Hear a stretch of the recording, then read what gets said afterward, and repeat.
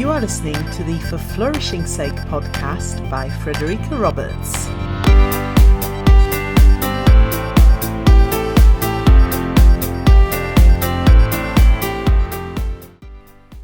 Welcome to episode 2 of the For Flourishing Sake podcast.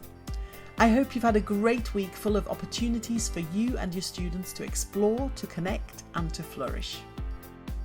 Today I'm going to focus on vulnerability, and in keeping with this theme, I'm warning you, this is going to be quite an intimate episode. Sometimes things happen that make us more aware of our vulnerabilities.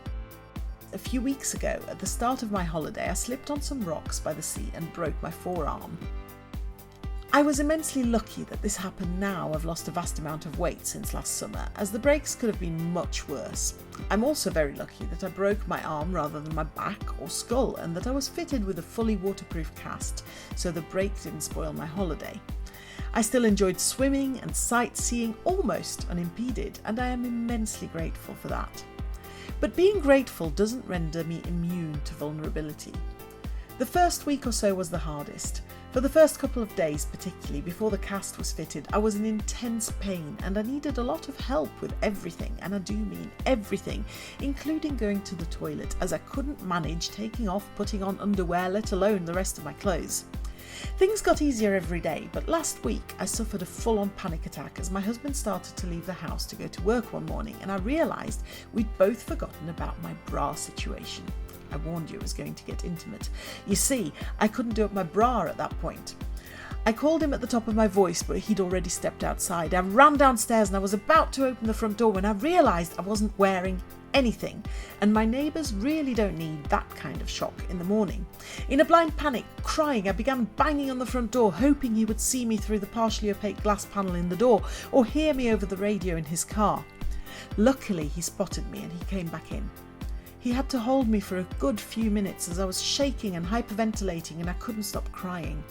With his love and understanding, as he held me without judgment, and by exercising self-kindness rather than berating myself for my irrationality, with some calming meditative breathing, I came out of my panic attack pretty quickly and was able to respond more rationally to reality.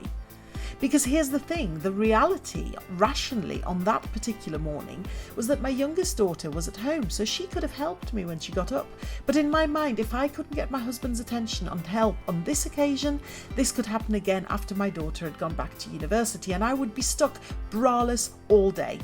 I catastrophised the situation and got myself in a complete tizzy. I was dealing with a vulnerability I wasn't used to, and it completely threw me off kilter. I now have a new cast that has given me more mobility, so I can finally fully dress myself. This incident made me think though. It brought to mind the Brené Brown TEDx talk on the power of vulnerability. In it she says, and I quote, that whilst vulnerability is the core of shame and fear and our struggle for worthiness, it is also the birthplace of joy, of creativity, of belonging, and of love. I've certainly had to be more creative than usual over the past few weeks, and love has played a huge part in getting me through the challenges. But as I just mentioned, fear has played a huge part too, hence the panic attack. Brené talks about how often we numb emotions we don't like, but that we can't selectively numb emotions, and she has a point. This ties in with what I touched on in last week's episode. Today, therefore, I want to leave you with this. Reflect on your own vulnerabilities and how leaning into them rather than trying to ignore them might help you experience life to the full.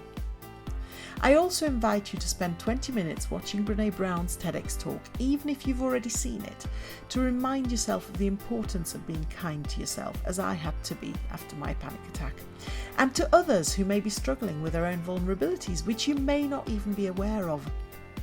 Your colleagues and the children you work with bring with them a whole range of emotions and vulnerabilities that they may be struggling with and attempting perhaps to suppress.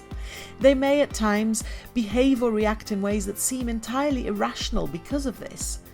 By showing them that you understand, that you can listen without judgment, and that you are vulnerable too, you can help them accept and deal with their full range of emotions so that they can experience life in the best possible way and, as a result, flourish.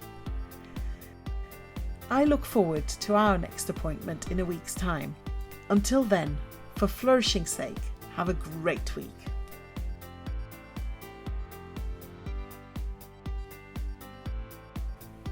thank you for tuning in to the For Flourishing's Sake podcast.